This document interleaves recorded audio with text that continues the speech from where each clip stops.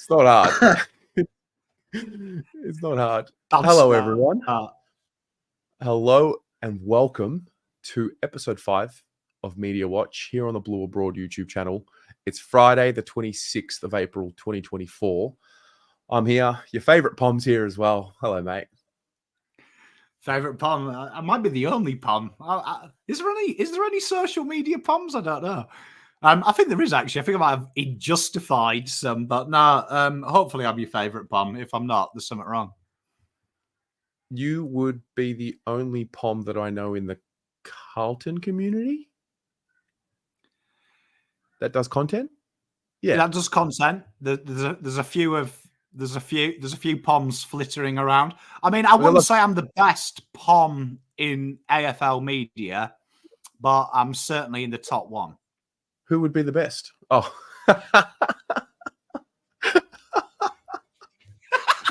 Hey, Terry's slow today, chat. I made some banter off chat, so we could have some fun. Oh, that's very good. Very good. Okay. So, again, welcome to the show. Hope we're all doing well. Got a few regulars in the chat. We're going to get through a lot tonight. We are going to talk about a few things. We're going to talk about Anzac Day. We're going to split it into two. We're going to talk about the fallout from Anzac Day and the way that it was covered, commentary, the draw, and the discussion that's centered around that, the commercialization of Anzac Day. We're going to talk about the coverage around Skinfold testing. We are also going to watch Michael Voss's press conference and just pick it apart and see what we can decipher from it. We're going to talk about AFL Media Tribunal, and then we are going to open it up, and whatever else comes our way, comes our way. Clearly gets a gong. We need a gong. You're right, Jay Baggers. You're absolutely right. We need a gong. Fuck. Cleary actually. Jay Baggers. Cleary needs to be mentioned because he made a very interesting statement about Jacob Wiedering this week, didn't he? I mean, to be honest, I feel like Mitch Cleary does it to get featured on this show. I mean, he must. Like how he's still got a job. I mean, honestly, like this time 6 weeks ago, he literally said Sam Walsh was in a wheelchair. Like, do you know what I mean? Like he described how I would have described my granddad in palliative care. Right, and 6 weeks later, my pop was dead. God bless him. Sam Walsh has won best on ground 2 weeks in a row. Like, Jesus. Well, I just, what? Maybe we'll start. Let's just start with Mitchie, because I think there's a bit of. We need to get Pomspiracy getting. We need to get that back. So, teams were named last night, and then we saw this. Doubt remains around Jacob Wiedering spot in Carlton's lineup for tomorrow versus Geelong after his heavily corked leg last week. Emergency Sam Durden on standby. Then I saw this all over Carlton social media. I've had messages about it. I've had the usual, I've heard this. Have you heard anything about Wiedering? I've heard he's not playing. And when we get to Michael Voss's press conference shortly, he made it really clear Jacob Wiedering and Zach Williams will both play. So, do we have a snitch? Is there a snitch? Yeah. Let's be honest. In the last 2 weeks, from Carlton sources, right, we've had Sam Durden is on a club-imposed suspension, and it was alluded to he was on drugs, right? And then Sam Durden, the club, and Carlton reserves have confirmed it was for an off-ball bump in the practice game versus Coburg. But that rumour's still going on. I mean, Mitch Cleary, whoever Mitch Cleary's talking to, block his number. Like, Mitch, honestly, trust me, I know what it's like. It'll be bigger for you because you're a bigger celebrity than my pull. But I get DMs from the most balmy people with the most crackpot intel, right? Just block them, mate. Like, block them. Don't lead with it. I mean, Jesus. It's kind of laughable. Like, I actually feel sorry for Mitch. Like, I want to know what's going on in Mitch's life that he's leading with this, because it sounds ridiculous. Like, if he watched himself back, let's just go back to the Sam Walsh comment. Just watch himself back. We might take the piss out of your mate, Sam McClure, and stuff for saying Harley Reid's not going there. There is more truth in Harley Reid not going to West Coast Eagles than there was Sam Walsh was about to retire from football. Because that's how he worded it. Let's not beat round the bush. He worded it like this was career-ending, season-ending at the best. And Sam Walsh came out and absolutely blew away Adelaide and blew away GWS last week. So if that's someone who's on the precipice of season-ending back injury, I mean, what's Jacob Wheatering? Based on what you said about Jacob Wheatering, I think the truth is he stubbed his toe. He's Banterville. I think I'm going to pull a string and I'm going to say we're going to save Mitch Cleary. I can get to Mitch. I'm sure I can. Dude, it's professional sport. What are we doing dealing in, like, locker room gossip? Like, come on, it's professional sport, man. It's professional sport. We're talking the pinnacle of AFL. We're talking the pinnacle of Aussie rules football. And we're having whispers in the changing rooms. Do we think, and I know that some of us accuse them of doing it, do we think that they actually go through Big Footy, for example, or the forums, the anonymous forums, and use that as a source? Honestly, you know what I think it is? I think he's probably got a mate in Carlton circles who thinks who's maybe had a coffee with Jacob Wheatering in passing and now thinks he's an absolute guru at intel from the club. And Mitch Cleary leads with it because, you know what? A broken clock is right 2 times a day. Do you know what I mean? 2 times a day. It's always going to be right twice, right? So that's what it is. But I mean, if I was Mitch, this week's already got some fantastic stories, hasn't it? It's got some fantastic stories about it. It's got the draw. It's got the mark. Jamie Elliott mark already. It's got GWS absolutely thumping from nowhere, really, returning to form. And, like, we're talking about, Durden's been named as an emergency. Like, Carlton have got, like, about 5 players fit. We're a shout for being on the emergency. But the other thing was, there was like a trepidation, like, they've named Sam Durden in case Wiedering doesn't get up. Really? like it's. You know what, though? It's partly, no offense, right? And no one get upset about this, but partly it's Carlton's fans' faults themselves as well. These articles get right. We get sucked in. Yeah. Because as soon as there's an injury, half the fan base is like, wrap up the season, might as well forfeit next week. So they know what's the right to get the fans talking because the fans will, I mean, just imagine the logic of this. Sam Dern's on there. That means Wheatering's injured. Okay, well, does that also mean Jackson Binge has been named the last 2 weeks? And 2 weeks ago, everyone was saying Ollie Hollands needs to be delisted, traded. He's useless. Well, maybe Ollie Hollands has been carrying injury for 6 weeks based on that logic. Do you know what I mean? Or maybe they're covering their options. Do you know what I mean? So if let's just say it was Chincotta, Binns, and I don't know who else is fit in the reserves. Hudson O'Keefe, and Wheatering then suddenly, let's say, in the warm-up, does a hammy, and they bring Jackson Binns on, and we're playing one shot down the back. Is everyone going to be like, "Oh, brilliant! I'm glad Voss, who just picked the 3 next best players, didn't think longevity." Do you know what I mean? Like, come on, like, just let them play the game, man. We'll get there. We'll get to Voss's presser, but I think there's a bit of a can of worms when it comes to Anzac Day. So obviously a draw happened yesterday. Let's start with the draw because all of a sudden Stephen Quartermain, all sorts of journos talking about should we get rid of the draw? My first thought was, why didn't we have this conversation last year after round 1 when we drew with Richmond? No one brought it up then. Why are we talking about it now? Every time there's a draw, you get people crying and going, "Oh, well, we don't see a winner." Like, there's about 20, I'd say, guesstimate 30% of football matches in the UK across all levels end in a draw. Yeah. People deal with it. Do you know what I mean? We deal with it. Fucking, we lost Terry.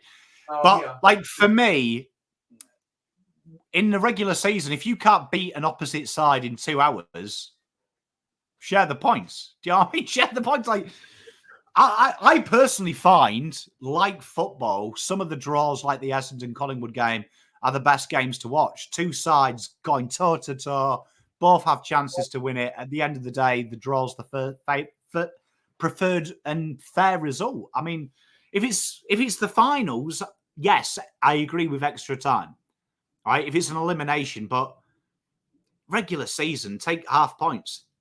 I couldn't agree more. I was surprised it got that much traction. And I'm thinking, was it that much of it? Was there not enough to talk about? Because I'm looking around the league already. I mean, Liam Ryan's going to play this week. That's a big story. Who was the other one? The kid last night that played. Darcy Jones coming back from an ACL.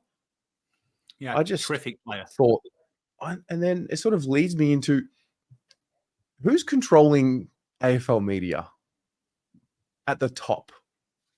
Is there like a boardroom that decides what the stories will be? You know what I think it is, and we're going to come on to Anzac Day in a bit, but like a preview of my feelings on Anzac Day. The media across the globe drive just a narrative. They just say lots of words. Like, I don't think anyone in Australia is disappointed with seeing a draw in the regular season. I mean, I think you all share with me the draw is one of the most beautiful things to see. Two teams in a point system like this, where you get 6 for a goal and 1 for behind. It's really impressive that you could draw. Do you know what I mean? Like, when you think about my native game, football, you only score for 1. That's all you can do. You can only score 1, so it's quite logical you'll get a draw. This is quite spectacular. And no one cares that there's a draw. You will do if you miss the finals by 2. But in reality, it's magical. Do you know, like, it's magical. I thoroughly enjoyed the Collingwood-Essendon game, and I didn't leave that thinking any side deserved to win. I thought everyone deserved 2 points each. And I thought it was an absolute great spectacle of the game, and I would watch again. But why is the narrative not two sides went toe-to-toe and wore each other down? Yeah. Why is the narrative we should have extra time? Who the fuck wants extra time? I don't. Yeah. Why didn't they go heavy on Scott Pendlebury's 10,000th possession? I don't know, doing like a top 50 of his top 50 possessions or something like that. I don't know.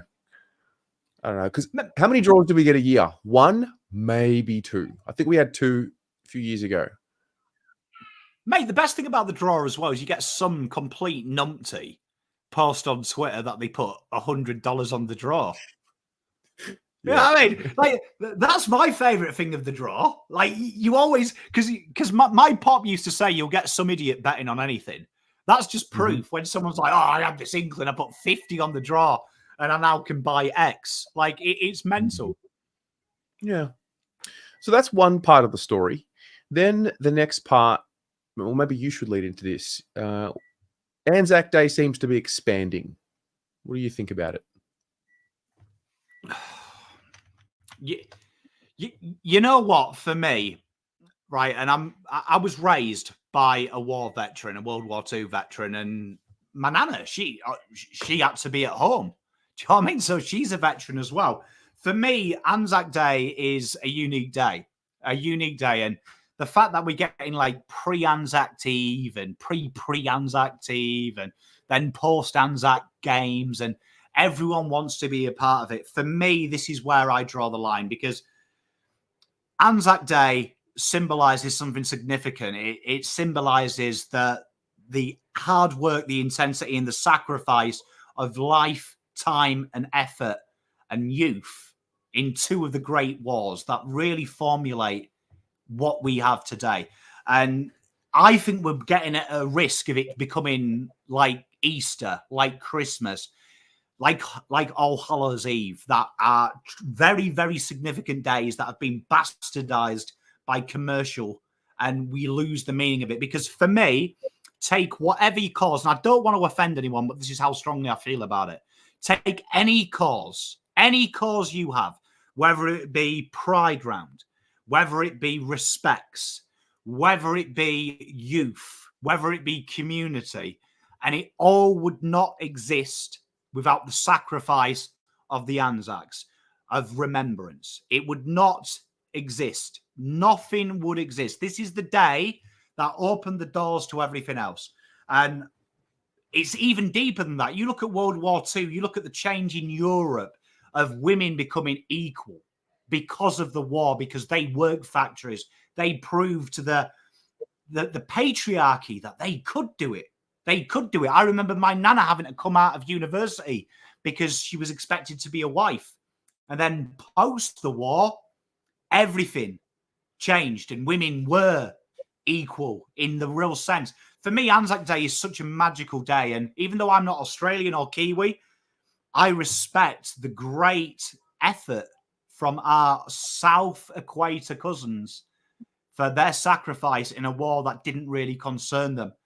Geopolitically, they did it because they had to. They had to defend against evil. So for me, Anzac Day is a day. It's a day. It's that game, and it's that morning, and it's that symbolism. It doesn't need bells and whistles. The bells and whistles are you're allowed to go on Twitter and say Albanese's a prick, and you're not put in police. You're not being arrested. That's what Anzac Day significant is representing. You can call someone a twat and not be arrested. You can have freedom of thought. You can have freedom of expression. That is from Anzac. That's what Anzac Day symbolizes. That's what they fought for. They fought for it, whether it's right or wrong. That's all they ask for. They don't want it to be bastardized with all this pomp and ceremony. That it's that one day, that one moment, because they only had one moment, and a lot of them never had another moment. So for me, it's becoming at the risk of like Halloween, of like Christmas. The significance of what it is being lost, and it's becoming a money-making exercise. And once you do that, for me, you lose the true tradition of what makes it great. Like that is the ultimate sacrifice. And I always think, to me, if you had that again, you'd all be German. Look at the generation you've got now, the world as it is now. That's the last great generation, and it needs to be revered and honored.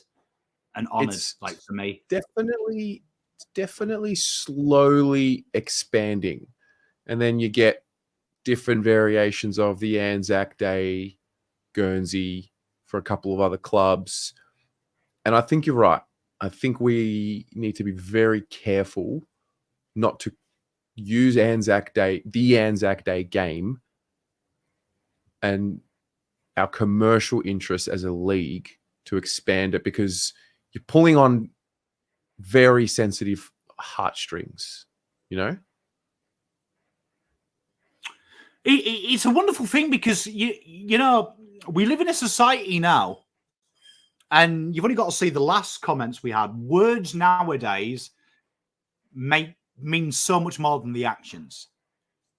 Anzac Day symbolizes, you know, people going to fight for their country to protect freedom. Now, whether you agree with any of the conflicts, that's irrelevant. That's what it symbolizes, though, right? That's what it symbolizes. And words are merely the action of a coward, because against strength, you need action. And for me, we are getting into a situation now where people call Anzac Day, oh, it's for the patriotic people. And then patriotic people are bogans. Bogans are less than everyone else. But there is nothing wrong with being proud of what you are. There's nothing wrong with being proud of that sacrifice. Because you know what? My grandma's family was massacred during the war because they're Romani Gypsy. They were massacred. She's one of 4 people from her family that survived, right? 4 people. So that is the single worst genocide we've ever seen, right? That is mass extermination. These people these Anzacs went to save them people. And actions are becoming the new strength. And it is sickening for me that we can sit here and say, I'm an advocate for mental health, but you don't really give a shit about anyone. Oh, I'm an advocate of this, but you don't really do anything about it. For me, Anzacs are it's the symbol of they did something. They did something. They didn't sit here and cry about it and go on Twitter and go, oh, Adolf's a bit of a prick. They went and got rid of him. Do you know what I mean? That's huge. Whether it's Vietnam, whatever it is, anyone who served deserves your respect, whether you don't agree in it or not, their conflict. That is the ultimate sacrifice. And I can't think of anything more brave than willing to lay down your life for people you've never met. That is the ultimate sacrifice. And for me, Anzac Day is something that I don't care whether you're a pacifist or not, that is a day you bloody well respect, because that allows you all of the freedoms in which 90% of us bastardize daily. Yeah, well, yeah, I'm just reading through a story here that Michael's written. He was at the game as a guest of Essendon. My 90-year-old friend Keith Payne, BC, came all the way from Mackay, and the AFL and RSL totally ignored him. There's more here. He was supposed to have a lap of honour in a Jeep before the game. It was called off because the game is sponsored by Toyota. Interesting. Why was it a Jeep? Keith is the last Victoria Cross recipient from Vietnam alive. Wow. Hey, Essendon bent over backwards to respect Keith and honour him on the day, and the AFL and RSL totally stuffed it up. Was this something that was planned, Keith, Michael, or is this something that was not part of the scheduling? And also, why was it a Jeep? Is there a significance to the Jeep? Michael, I mean, Michael is one of the great historians. If you ever read his book, he does an absolute splendid book on the Victoria Cross. And I'm sure Michael will correct me if I'm wrong, but to win the Victoria Cross, pretty much you are doing something that guarantees your death. Like, more have died than survived. It's the ultimate heroic thing to do. You're talking about self-sacrifice, and you read the stories of how people have won Victoria medals. Like, it makes you want to shit your bricks. Do you know what I mean? Like, to be faced with that option, and many of them are doing it the hard way. But you think about it, this is the AFL. Like, they say Anzac Day, but they're not looking at, I mean, a VC hero shouldn't have to blooming buy a beer. Do you know what I mean? Yeah, you should be getting up and letting him sit down. And for me, it's so much. And I know a lot of people go on about, oh, it's political. Anzac Day ain't fucking political, man. Like, it ain't political. Showing respect for something that allows you to do everything. Like, I am telling you now, no matter what your cause is, without Anzac Day, that cause doesn't exist. Like get your head out of the sunshine and poppycock nonsense. Pride doesn't happen if Anzac Day didn't commence. If people didn't go to World War I and World War II, it wouldn't happen, because the people that would have won it, there'd be no need for Pride Round. Respects Round wouldn't exist if we didn't win, because it would be a total different world. Do you know what I mean? Totally different world. Everything descends from that sacrifice. And I wish my pop would be here to better word it, but my pop had no hate for anyone who was not white, anyone who was gay, anyone who was anything, because my granddad used to say to me, I went there so people could live their lives in freedom and freedom of choice. And as long as they didn't harm anyone else, they get to just enjoy their life. That's why he went there. And for me, that's so sad that we are now turning it into something that, I saw a comment on Twitter the other day, some young person going, oh, it's all right. It's all right, mate. It's just for bogans. It's bogan nonsense. And I'm like, how fucking dare you? Right? How dare you slate? Because bogan's a derogatory term, almost meaning you're above people. It was real people that went and fought this. It wasn't posh people. It were my people on the streets, in the slums, giving their life so you can have an opinion. Disgusting. For me, Anzac Day is the most ceremonial day. And you know what? It makes me proud to be the grandson, the adopted son of a man that went and fought. Because, do you know what I mean? Incredible bravery. And I'm so thankful for everyone who has ever signed over and given and put out for this country, whatever country it is. It's incredibly brave. Yeah. Michael, my grandfather was on the Kokoda Trail. He would say to me, don't look at me like I was a hero. I was a coward running away, running from fire, trying to keep my mates alive. It was hell. Wow, that's powerful. That's deep.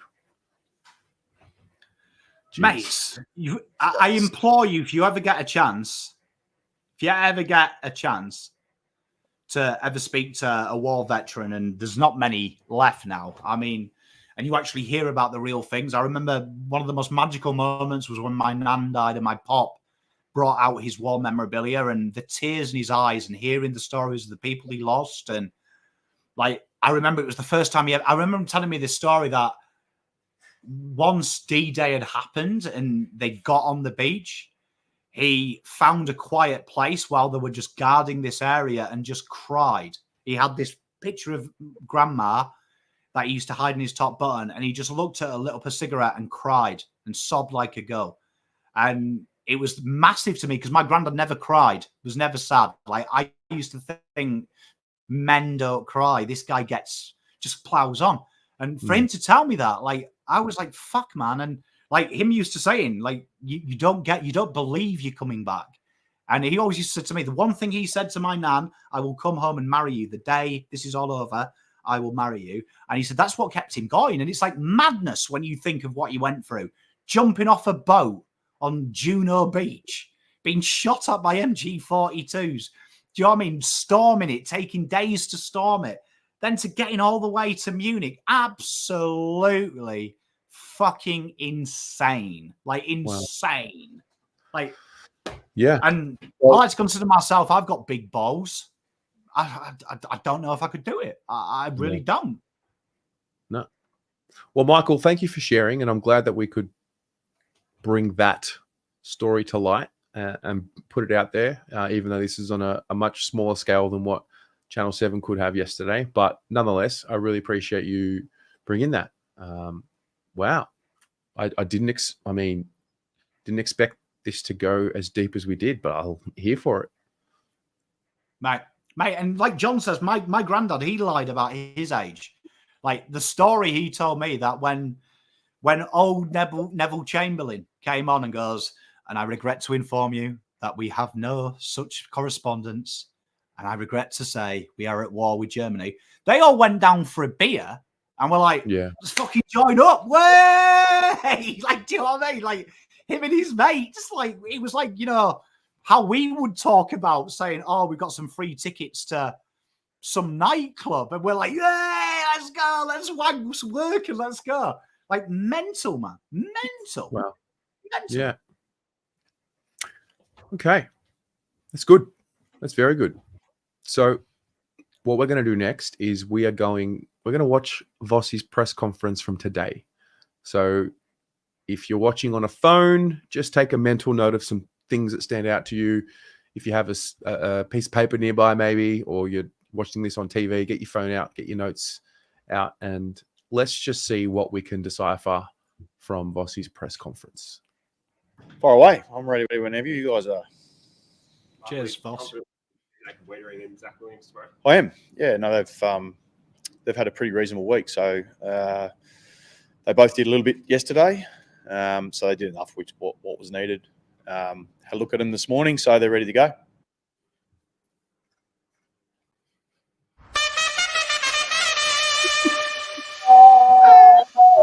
Sorry, I had to. Hang on, I'm going to refresh. Can we get sponsored by Mitch Cleary? I hope so. Far away. I'm ready whenever you guys are. Confident that we'll see Jacob Wiedering and Zach Williams tomorrow? I am. Yeah, no, they've had a pretty reasonable week. So they both did a little bit yesterday. So they did enough, which what was needed. Had a look at them this morning, so they're ready to go. What do you need to see from between now and the game to make sure they're right? No, nothing. They're ready to go. Mitch. So yeah, That's Mitch that asked that. No, we're pretty happy with where they're at. I'm relieved having Jacob available, given that Hawkins and Jeremy Cameron due out forward. Somewhat a relief having him out there. He's a very good player for us, and clearly he's our vice captain, and brings something a bit different to the table. So we're a better team with him out there, and we'll play an important role. Obviously, they've got two big guys up front that pose some problems for teams. Certainly have in the past. So yeah, aware of the challenge that's in front of us. The great thing about our back 6-7 is that they've gelled really well as a back unit, and Geelong are a very high scoring team. They've got a lot of threats, on every line that they play. So be lots of question asked, but the boys will be up for it. Do you look at all back at last time you met? I know it was in March of last year when Cameron kicked 6. Do you look at sorts of matchups and that kind of thing on that night, or uni a new page? Oh, a little bit. I think if you sort of just look at some of the individual circumstances, probably Geelong are maybe in a slightly different place than to where they are now. Clearly they've had a team that's, played together a fair bit over the course of what appears to be the pre-season and then obviously early in the season. So their level of consistency has been particularly impressive. You don't get that way, be undefeated, So they've had that consistency in their personnel. They've had the durability in their personnel. So as a result, they're probably a little bit settled, and they know what what they know. They know what they need to be able to get done over the course of the next 24 hours. Just on the game yesterday, did you have a look at it? It was an amazing game. What was your thought about the extra time debate that has raged on? No, I didn't have the luxury of being able to watch a lot of the game, unfortunately.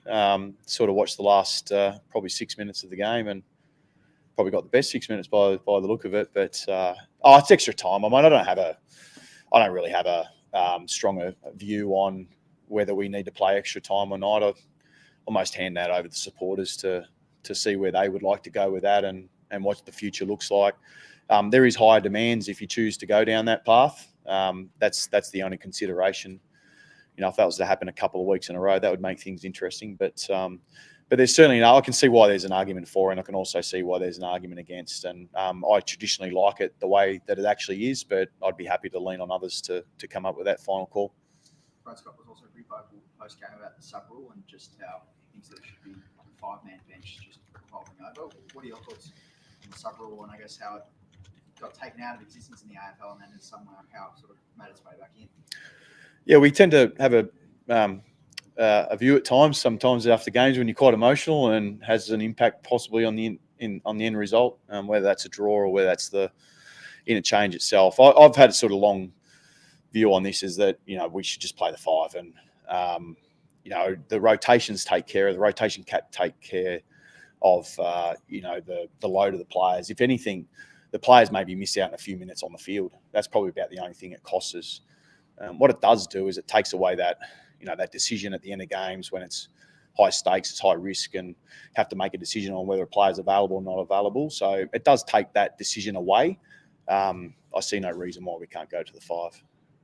2 rucks last week worked quite well. Was it something you're going to persist with for now? Is she? But in the short term, or is it a week-by-week proposition depending on the course of who you're playing? Keep playing like that. It's always a pretty strong case. They had a really good game, both boys. Certainly Pito came in and played one of his better games that he's played for us in more recent times. So it's nice to see him fit and healthy and aggressive and playing the way that he plays. And likewise, Tom's impact up forward and then being able to come into the ruck at times as well. So while, that mix is actually working that way, it's obviously it becomes a real strength for us as a team. So time gives us that decision though. We're certainly more than comfortable to have the strength and the flexibility of what it gives us.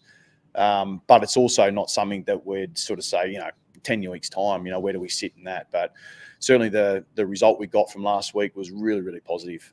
So we're pretty confident what we can get this weekend. What benefit does that mean you don't see Harry Pye around the ruck and you sort of preserve him and keep him forward? Yeah, and it's a long year. Like we've, even in Tom's case, we've got to understand that there's the game to be played, but then there's the season to be played as well. And we're asking our players to be able to play 23 games of really high-level football. And as we've seen how close the competition is right now, it's asking a lot from a lot of teams every single week. So that's the demands. Our job is to look at the game, but it's also look at the season and, how do we manage our players through the year as well. And but like I said, still form dictates a lot of things, and that helps our decision-making. You done anything special around the Anzac theme this week? We've spoken about like what most teams do, and certainly obviously the being able to acknowledge it is critically important. Acknowledge the story and behind it, and there's probably clearly there's the country element, understanding our history and our background, and and for us it's also understanding our own story and what's the history of Carlton and our jumper, and the players that have served in their country and played for us. And so it's a chance to be able to tell some of that story and buy into, our past and, what's important about Carlton, what makes up us. So, there's obviously the things and the version we want to bring to the Carlton Football Club, but also acknowledgement what's happened in the past at this football club and obviously the people that have served for our country. Is Tom DeConing looking forward to hoping that he winds up on Sam? I'm not sure. I've always found that brotherly conversation. I've played against my brother a few times. You can handle that sort of different ways, but I certainly hope he treats it like it's another jumper. It's hard not to. There's obviously an emotional buy-in there. I'm not sure how Tom went in the backyard against Sam. I'm not sure who won most of the dust-ups, but I'm hoping he sort of gets the upper hand this weekend at the very least. How did you handle it? How did you sort of approach it? I tried to bash him as much as I could. So sometimes it worked and sometimes it didn't. So no, it's always a nice, interesting by-play. So it was always just a tough conversation on Monday with Mum more than anyone else. So when I saw Mum's number come up on the mobile phone, I was always a little bit scared about what she was going to say. So, but no, it's always an interesting battle. It's a bit of a side. I mean, in some ways, Tom's brothers this week are the players he's playing with. That's all he needs to know. Cheers. No worries. That was a mic drop end, wasn't it? That was, yeah. Yeah. All right. So what did you hear from that? I heard a few things.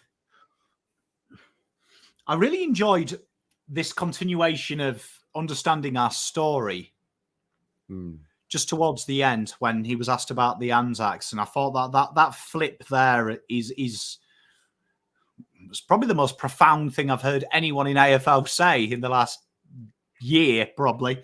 But yeah, understanding what we are and learning to appreciate that. And I think that's probably the best advice I've ever heard. On the back of Anzac and our conversation on Anzac, absolutely for me, that's huge. Like, stop being ashamed of what you've done and what you've done in the past. It's about understanding it and learning to accept it, and then understanding you can write the next chapter. There's a lot of, in my opinion, especially in Australia recently, there's been a lot of making feel bad about what you are and who you are. And there's nothing wrong with accepting what you are and moving on and writing the new chapter. And I think that's what Voss has been instilling in the boys.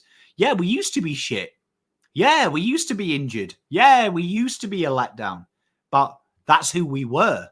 Yeah. What we've got coming up, we're not going to be anymore. We're going to be something else. And this is our narrative and this is our story. And I really enjoy that line that Voss keeps doing. It really turns me on because it's basically saying, fuck off what we used to be. Fuck off your doubt. This is what we're about now. This is who we are. Yeah. So when I listen to him and I watch him, he's got maybe 30%. There's a bit of Ken Hinkley about him.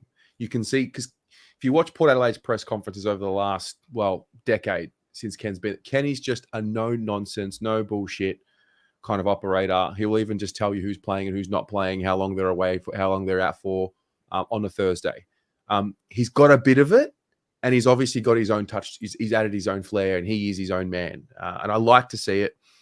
I'd loved how he just batted away straight off the bat, the Jacob Wiedering question. But then I think it was Mitch followed up with it. And just to watch his body language answer that for the second time, like, he's right to go. He got through. He did everything he needed to do. So I like that. It was Mitch fishing for a soundbite, wasn't it? Yeah, it was. What else did I notice? The Pito and TDK conversation, and this is important because we'll sometimes go, we being supporters as a whole, it might work one week like it did last week, and then all of a sudden it's like, we need to do it. And then this week it might not look as good, and it's like, no, we can't do it anymore. I liked how he made sure to reference that it's going to be, if it's working, they'll go with it. It's not either or, it's if we need it. And I did enjoy that. You know, the big thing for me, and every time I hear Voss speak, and I don't want to repeat myself because I think I've said this the last 3 Voss press conferences, but his confidence from year one to now, one, it felt kind of like, how do I say this without sounding really offensive? Because it is really offensive.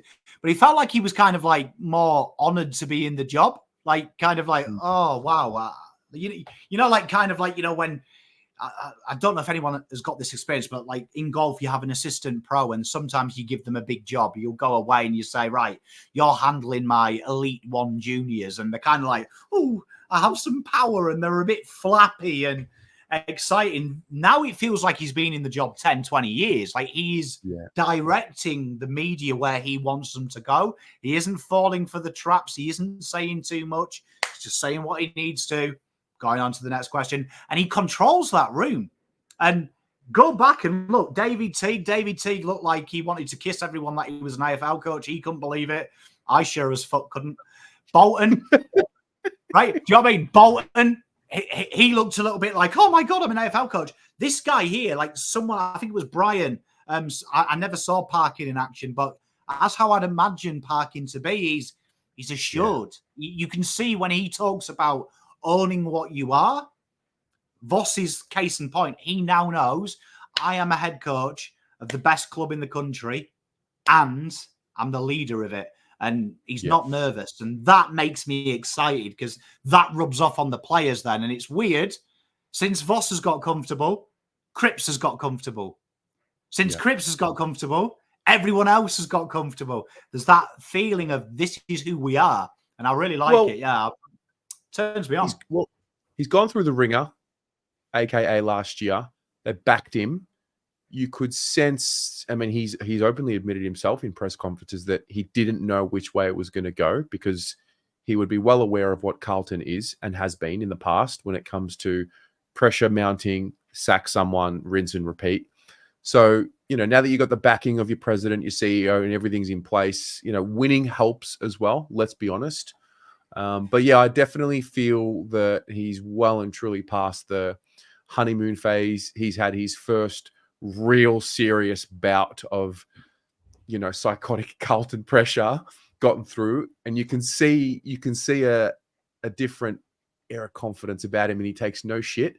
And then he lightens up when a good question comes. So I don't know who it was. Someone asked about Sam De Koning, and then you could see how he lit up when it became a real question about family. And you could see him drop a bit of banter as well. Yeah, you could see which questions he was willing to bat away and which questions he was willing to engage in. Mitch Cleary, Mitchie, we've got to get Mitch on the channel. We've got to bring him in. We've got to give him a lesson. He's just not Carlton. He just hasn't been Carltonified. He just needs to know how to talk the Carlton language. That's what it is. Yeah. You know what? The other day, I was actually flicking through my Facebook feed and I happened to share, I think it was the third straight loss just before the Essendon game. Yeah. And seeing 1984's Punk's comment. Yeah, true. Teague was having a front losses. Voss was like this though then. Like I was actually listening to it now, knowing what I know now. And Voss was really to the point that, no, I'm not changing my game plan. The defense is going to pay us back. This is where we're putting the effort in. This is what we are. This is the brand. It needs to be executed. And I was listening to it going, this is like maybe because the emotion, obviously I've changed a lot in a year. We've got a new mindset here at Blue Abroad, but I was really caught up in the moment. And I was like, if I was listening to it, the answers were there. That Voss wasn't panicked, right? We're working hard on the training track. This will pay us back. We've got to execute better. And eventually it did.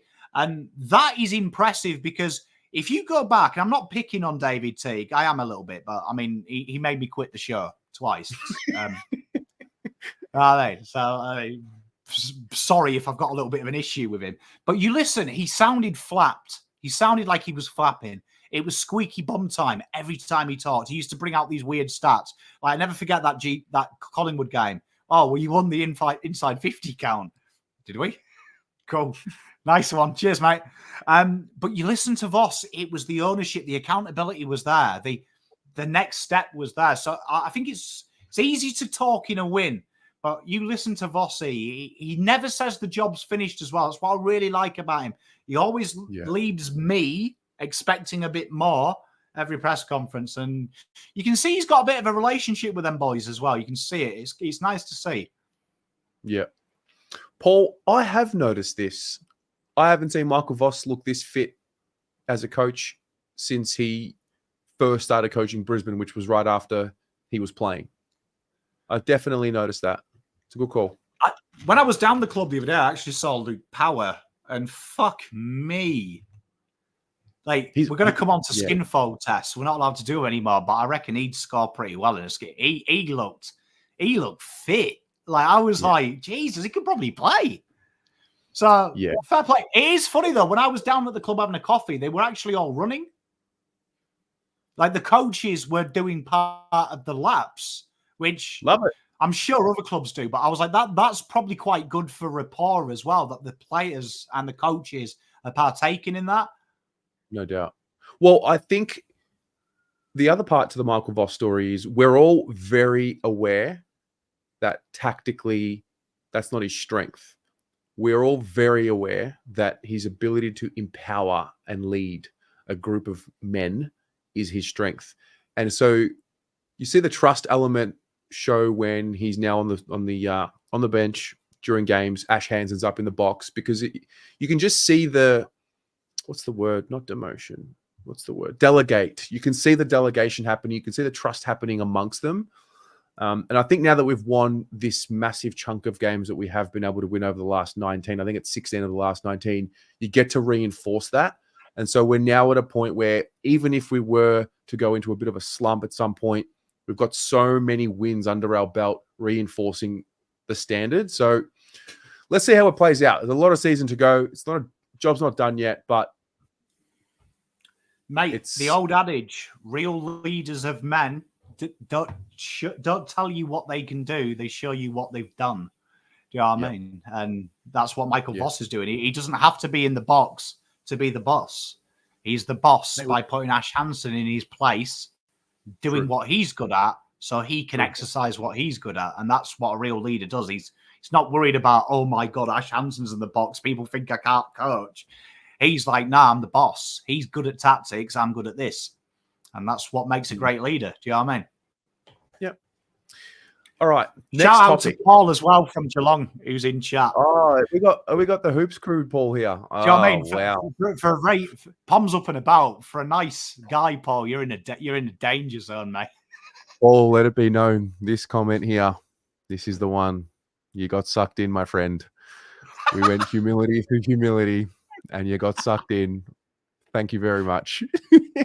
No, good to have you here, mate. Glad you could be here. And thanks for coming on last night. That was a lot of fun. Can you believe Matt Cottrell was in the conversation with Patrick Dangerfield? Like, that's where Cottrell is right now. We put him as the sub. As in, we put Dangerfield as the sub. Because we had to. Tough man, mate. Tough man. How'd you concede? I haven't actually watched that interview yet, but I mean, forwards? Did you put any forwards in? Yeah, we had all four of the we went all four of the big boys with Stengel, Myers, and Ollie Henry. We had Hewitt, Boyd with Ollie Henry. No, sorry, Hawkins was on the field. So the four forwards with the two smalls. We had Henry on the bench. Yeah, it was so hard. It was returned to Brendan Bolton. You can never have enough talks. Fucking hell. Jeremy Cameron, Hawkins, Kerno, and Mackay, and fucking hell. It would win an NBA playoff. Yeah, it was great. And then we got to the point where Cottrell wasn't in the team. I knew I had to get him in the team. Dangerfield hadn't made the team yet. We got to the sub, and I had to concede on Dangerfield and let him be the sub. So Cottrell didn't make the team. I'm guessing it was an old Carlton midfield, though, wasn't it? It was an all Carlton midfield. It was Mitch Duncan with Cripps and Akers, Tom De Koning with Walsh and Blitzarves. Oh, George Hewitt's been absolutely stiff. I know. I tried, mate. I tried. But, mate, they're 6-0. What do you want me to do? Jesus. You know? Jesus. So, okay, fair enough. It was good. So, we talked about skin folds. That was a big topic in the media today. This week. What did we make of the conversation around skin folds? So, Matthew Lloyd, for context, sort of took the line of this is part of being a professional athlete. I think Kane Corns did as well. I have some thoughts on this, but what are yours? Well, I mean, I think you've only got to look at other sports around the world. I mean, the British Elite Sporting Institute in 2008 removed Skinfold testing from its junior program. The reason being that that research has shown that there is no correlation between the results of Skinfold testing and composition of the human body that equate to elite fitness. And they switched to single frequency bioelectric independence analysis, BIA, and dual energy absorptiometry, which are 100% accurate and 100% invasive. So it's like literally you stand at a scanner. Another here, National Institute of Health, UK, they did a research saying that a staggering 34% of athletes tested in a pool of 100,000 actually had detrimental mental health issues leading up to this test because they felt this was so focused. So for me, the science behind Skinfold testing isn't huge anyway. There is many unevasive things. And I personally think, and I don't mean to be ageist, I think really this is something that someone would have a cry about who's over the age of 30. Do you know what I mean? When I don't think this is about players being worried about it. I think this is just about that the science behind it isn't accurate anyway. Do you know what I mean? Like there is scientific ways. And it's a little bit like I remember playing county at golf and BMI used to be used. And most golfers in my day were fat anyway. But now you speak to head dietitians and stuff, height and weight is the most inaccurate reflection of if you're overweight, because BMI, you can have bodybuilders who are technically obese, but they are fit. Athletes come across obese under the BMI thing. So science changes. Do you know what I mean? Like you've got to remember 70 years ago, I remember my nana telling me that doctors used to encourage patients to smoke because it would build your children's immunity to asthma.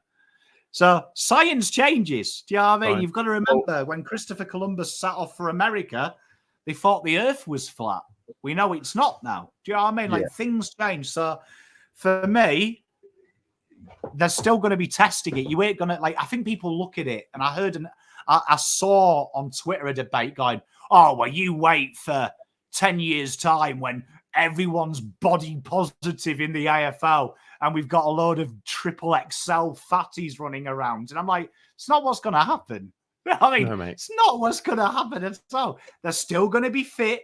They're still going to be healthy, but the science isn't good, right? So, like, we adapt, we overcome. We adapt, and there's a few other things as well. This has brought up a broader conversation. The way I look at it, every now and again, we're going to have to check where society is, and for all the talk about what the players used to do in the 70s, the 60s, back in the day, the way that they were living their lives outside of football then, and talking about how this generation is soft. I think we did the Footy Abroad show last week about how everything's woke now. And it's like, okay, let's just take a step back for a second.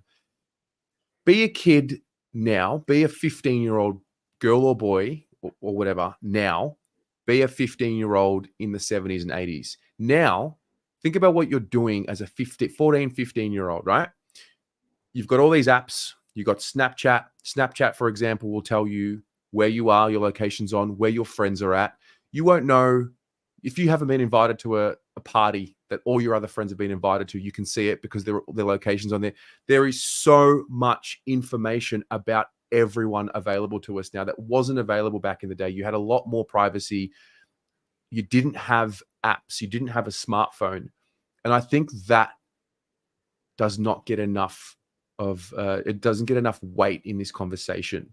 There's so many people talking about AFL footballers now on a public forum than what there ever has been in the history of the game. It's never been like this. Back in the day, your information came from the television, the newspaper, and the radio. That's it. You didn't have public forums. You had private conversations. You would go meet up with your friends, go to the pub, whatever you do. You have so many angles coming at you. And so also, if this is what the players want, well, they're the ones that are going to play the game. So who are we? It's one of my favorite. I mean, as a parent now, I'm in a privileged position that I hear that S word used an awful lot soft, right? An awful lot. Because genuinely, I find when, especially in AFL communities, you get a lot of these alpha males, these men who are like, oh, back in my day, you know what I mean? I just used to headbutt a wall and go back out there. But then they're the first to complain that young men are committing suicide en masse, right? Do you know what I mean? That you can, I'll prove this to you. When a woman posts about that's 38 women murdered from domestic violence, they're also the men that go, not all men, right? And I think what's happened with society is fantastic. That, back to what I said earlier, words have become the new right hook, right? And that's the problem. Nowadays, it's you are respected more if you are like, say, purple pingers and say, right, homelessness is a big fucking problem. Tax the rich. Where purple pingers, he's going out and he's trying to make some real life changes, right? Real life changes, which then upsets the apple cart. Oh, you can't release my property's got no one in, and I've been using it as a land offset tax. Actions are always thing. And why people are getting softer is because people who are role models are putting their fucking hand up and saying, let me be your example. Let me be your example. And it's funny, older people say, oh, my father-in-law is the worst for it. Oh, when I was his age, I was out kicking a football. Right? Wind, rain, hurricanes. I was out playing football on the street until nighttime. And I'm like, look, Grandad, I love you, but you're a lying bastard. Because when I was his age, I was doing that too. Because our computer games were shit. There was 3 channels on the telly, and most of it was news and old people things. There was nothing cool when there was a 30-minute window to watch cartoons. So all that was available to me was go outside and get beat up by my big brother, or beat my little brother up, or go and play football. They were my options. If I was 7 now, would I be going to play golf? Fuck off. I played Tiger Woods golf on the PlayStation 5. On the simulator. Yeah, you're winding me up, bro. I've got a golf simulator I've just built in my front yard. I would have never played golf when I was 9. I would have been out on that 24 hours. I would have been Tiger Woods, bro. So you've got to understand society's changed. But you know what has changed, right? Is everyone wants it to be the old way. So everyone moans about it. Every old person, and I'm the worst. Faz is in chat. Faz will verify. I am constantly complaining that when I was a kid, it was 4-4-2 in football. It was long ball. But if you really think about it, there's enough old people, there's enough traditionalists to fucking make the change. Be the change. Be the change you want. Don't sit there and cry. Be the change. So don't, and also people over exaggerate. Skinfold test, we're going to have fat people playing sport. No, we're not. We're still going to have fit, athletic people play, but probably people with a weird body composition that distribute the weight more evenly through their body are now going to get into the system, which then gives them the better education, better coaching, and more people playing the great game, right? It's probably going to adapt, but also the people that have these detrimental mental health, someone like Pickett, who struggled with his weight throughout his career, if there's less pressure and invasion and more education, maybe he makes the grade. Maybe he makes the grade. Maybe he doesn't slip through the cracks. So think of it that way as well. I think it's really easy sometimes that people go left field, right, with everything in society. Like, oh, maybe we need to be better as men and not kill women. Oh, wait a minute. I don't hit women. Maybe just take a step back. Don't go to Z and go to B and go, okay, cool, that's happening. What can I do in my circle to influence change? Okay, cool. I'll make sure I look out for my mates. Open conversations. If they start doing anything that is violence towards women, I'll call them out. But I won't call them out publicly so everyone praises me. I'll do it one-to-one like a man, like a human. Same with this, man. Like, people just go extreme. Oh, Skinfold testing, that's it. Might as well all wear blankets. fuck me, game's gone, everyone's soft. No, just think about what's happening. They're going to replace it with something else that's more efficient, that's better all round. Brilliant. Like, Yeah. it winds me up, Terry. Like, honestly, it's like, as soon as the AFL go, you know what we should do? Maybe stop people getting brain damage when they're 80. Game's gone soft. What's wrong with the game? Leave the game as it was. Just think I don't know what about the Skinfolds are. The game's ruined. We've ruined the sport. Do you know what I mean? It fucking winds me up, Terry. Like, people go too far with it.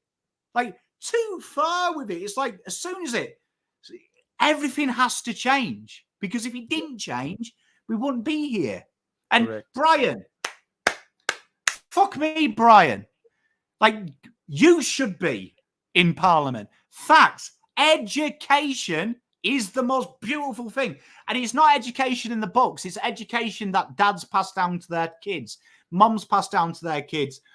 Do you know what I mean? Mrs. Pom was telling me about how I got into sport. And then she was telling me her story that she wanted to play things. And because she was a girl, she wasn't allowed to. And it put her off. And that was eye-opening for me because, like, me and my little naive head, oh, my girl mates played sport. I didn't realize she couldn't, right? Do you know what I mean? Like, naive, right? So education is so important, man. Yeah, sport. Like, why can't we have a conversation anymore without everyone just jumping to conclusions? Do you know what I mean? It's ridiculous to me. Absolutely ridiculous. That's how society is. I learnt this. I remember when my sister started playing footy, and this was when the AFLW had started. Do you remember the commentary back then? Girls can't play footy. Their bodies aren't built for football. At some point, maybe season 3 or 4 is where it clicked to me, where I realized, hang on a minute. Did we really live in a society where we didn't believe that football was for everyone? Like, why can't it's the best game in the world? Why can only men play professionally? It didn't hit me. Like, it's a great game. Football's for everyone. And then I think, like, we lived in the world. Mate, extremists take it to another level as well, right? Because then what they say is, okay, well, women are playing football now. It's only a matter of time before they start demanding the same as men. And I'm like, whoa. Let's wind it back a bit. Because what you're saying is as stupid as me saying, well, me and Mr. Beast make content. I deserve Mr. Beast's paycheck because I make content. I upload more videos than him. I work harder than him weekly. No, because there's also an element of output equals input as well. Do you know what I mean? So no one's saying that. But me and Mr. Beast have the right to make a video. The difference is the monetary value is dictated to by its net income and its worth. So people go mental. And you know what? Sayers makes the greatest point. And I love Sayers, but like, this is it as well. When we talk about like violence against women, people think it's as simple as don't hit women. Mrs. Pom told me something that actually made me angry. But at our old golf club, she told me about the time that I wasn't working. I was away playing a golf event, and she had to get my mate to walk her to the car because this guy kept coming in and talking to her, and how unsafe she felt, and how even though she was being followed, no one did anything. And it was only when she called back to the office that one of my mates, my assistant, ran up to her and said, look, I'll walk you to the car. Like, it's not as simple as, okay, don't punch a woman. It's, you know, your sleazy mate. Like, I was chatting to Zoe about this, and it's the sleazy mate you have, you know, when he has a girlfriend and then she leaves him and he's like, oh, she was a bitch anyway. She was a slut. That's what we need to kill, because that then leads to the big things. And it's the same with the Skinfold. These little things, if we don't kill it now, it leads to them comments of, he's too fat to play. And then what does that happen? Fat to play, right? Too fat to play. That then affects people who have got weight problems, because then they hear it. And then some little kid at home, right, is like, oh, maybe I am too fat to play. Maybe I am too fat. So I'm just going to eat pizza and play Xbox. He gets fatter. It's a bigger scale. You've got, when people think bigger scale, they think like 1984 punks. Nonsense, right? Because do you know what? The difference between me and an Australian male is I don't understand domestic violence, because when I was a kid, north of England, as a Romany male, if I raise my voice to a woman, the older kids beat the fuck out of me.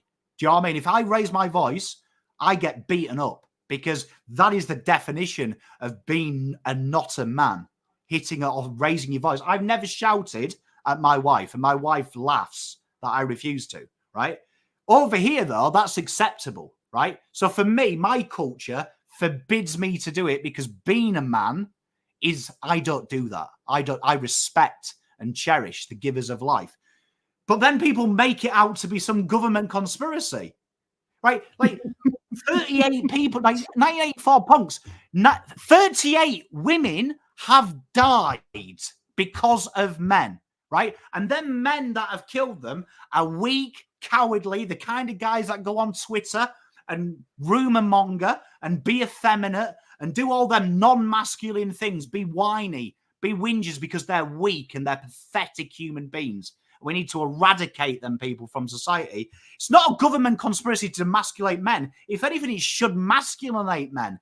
Because I'll tell you what, if my boys ever see a woman being threatened or being punished or being in pain and they don't fucking knock the guy out, I'll knock them out. Because that's how strongly I feel. They are protectors. They are young men who are here to protect and honour. And I'll tell you what, my kids can do a lot of things. They will never be allowed in my fucking house if they ever harm or raise their fist to a woman. Tell you what, I'll ostracize them straight away. We'll be able to look them in the eye. Look them in the eye. Right? Because that's how strongly I feel about it. Because if you are a young man, and I don't want to sound sexist, your job is to be a protector of the planet. And if you're not doing it, fucking give yourself a slap. Yep. Now. Wow. Well said, mate. We need to go into life abroad. That's what we need to do. Mate. And Lebowski, you're quite correct, but we're now getting onto a nuanced thing. You should be able to protect yourself, though. And as you get through life, you will find that words, my granddad used to say, words are the weapons of a coward. And I totally agree with him because everything in life needs, bad people need action. You can't go to a bad person and go, please don't do this. Please don't rob me. Please don't rob me. You're probably going to have to protect yourself, right? So I think this is a very dangerous thing to teach. And Faz will agree with me. Schools teach, if you're bullied and you're being physically intimidated and you turn around and slap them, right? You're expelled as well. Totally wrong. Strength, righteous strength should always be protected. And that's a dangerous thing. I think if you teach everyone to be a pacifist, you're fucked. Yeah. So let's just bring the conversation back a little bit because I think this is the point. So we're talking about skinfolds, and I think one of the most important points that can be made with any of these issues is that you cannot picture what it was like. You cannot picture what it is like to grow up as a child and become an adult today and compare it to even 15 years ago, let alone 20, 30, 40, 50 years ago.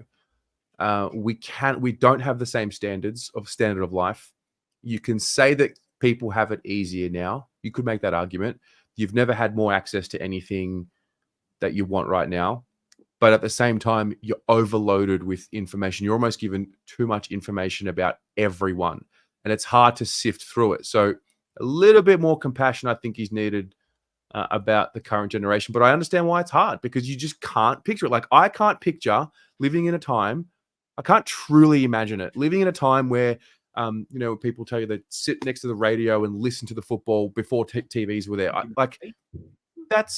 That is so foreign to me. I've heard the stories, picturing it in my mind as a kid growing up. I can't, because it doesn't, I can push all the buttons in my mind. It doesn't compute.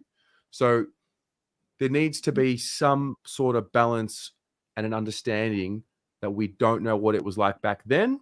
And likewise, you guys don't know what it's like to be a kid now. And you'll be shocked, Terry. You'll be shocked. I mean, I was 18 when I went to university to be a golf pro, to study. And I remember one of my first golf clubs. I won't name the golf club and I won't name the establishment, but finally got the big time. And I used to coach a junior session. I had a nice junior camp. It had 150 kids. and 30 of them were girls, which was quite high for the time. And the girls in this time, so bearing in mind, this is only, 15, 16, 17 years ago, not that long ago. Fuck, it's 20 years ago, right? Think about it. They weren't allowed to play Saturdays until after 4 o'clock. My girls weren't. And some of them were off 7 handicap, which is very good. There were 14, 15. And I had to go to this section's PGA and try and get the rules amended, because I was like, these girls are really struggling to get a better handicap because they can't play. And they're better than 90% of the men in this room making the decisions. And I remember going up and fronting a board of 5 people, and one of them, no word of a lie, because I nearly glassed him, said to me, I love this idea, Danny. You know what I mean? Getting them in young, grooming them. They're only a couple of years away. Clever. And he was basically insinuating that I was teaching these girls so when they reached of age, I could sleep with them, because that was the only way his brain could comprehend why a young man was passionate about them playing the game.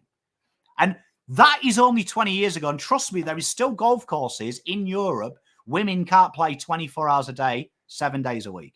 There is still some golf clubs around the world that if you're not white, you can't play. There is still many golf clubs in the United Kingdom and in this country that if you're not purely white, you won't get accepted into the membership. It's absolutely crazy. So don't think just because some things have changed, it hasn't changed. And until it all changes, we've always got to be vigilant of it. Yeah. Paul, as it says, as a teacher, I see students of all backgrounds suffering consistently under the weight of external noise around them. They're 16 to 18-year-olds, and you see defeated looks because of it all. Yeah. There's a couple of teachers You know what as well, Paul? I hope I've got Faz and Paul in here, teachers. One thing I noticed as a young man is when I was a kid, my aspirations were dictated to by my granddad, who was my dad, and the celebrities I looked up to. And then maybe you had that story I did on the council estate, that council estate kid who went good.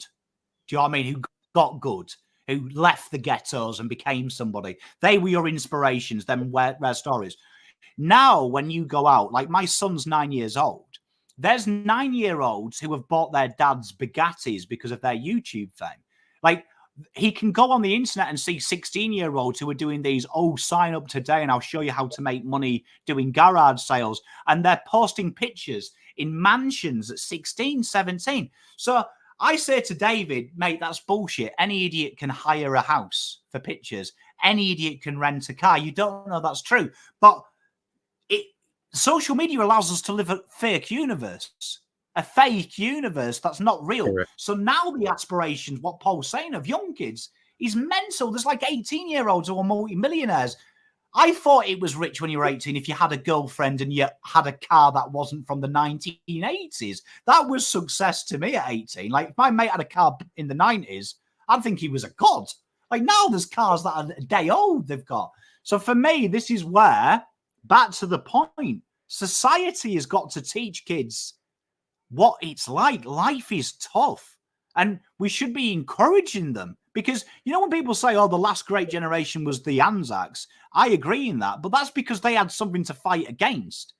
Now we've got nothing to fight against, and now the world's full of conspiracies about the cabal, flat earth, space isn't real. People have got too much fucking time on their hands to find an enemy. When listen to the Romany Mail here. You are your community. Fuck the government. Fuck what's happening anywhere else. Control your narrative in your space. And if you do that, the world gets better. Stop finding fights that are there. Who gives a fuck about fucking Skinfold testing? Do you know what I mean? Yeah. Worry about what you can control. If you know a footballer, great. If you don't, who cares? Look after the people that you know. And if you do that, society gets better. There's the conspiracy. You don't need someone telling you what to do. You are your own boss. Man, woman, and child, you are the creator. No one else is. Wow. I need to run, but that was... Life Abroad, coming soon with Paul and Life Abroad. Wow, I think we just started a new show, bro, on another channel. Yeah. Hey, and people call me people call me a socialist. Trust me, unbelievable. Well, ladies and gents, thanks for being here. Thanks for tuning in. Pom, thanks for the conversation. That was didn't see it going there, but happy it did. And see you on the week. See you tomorrow when Carlton play the Cats. Go on, Blues! Let's go. Let's go. Come on.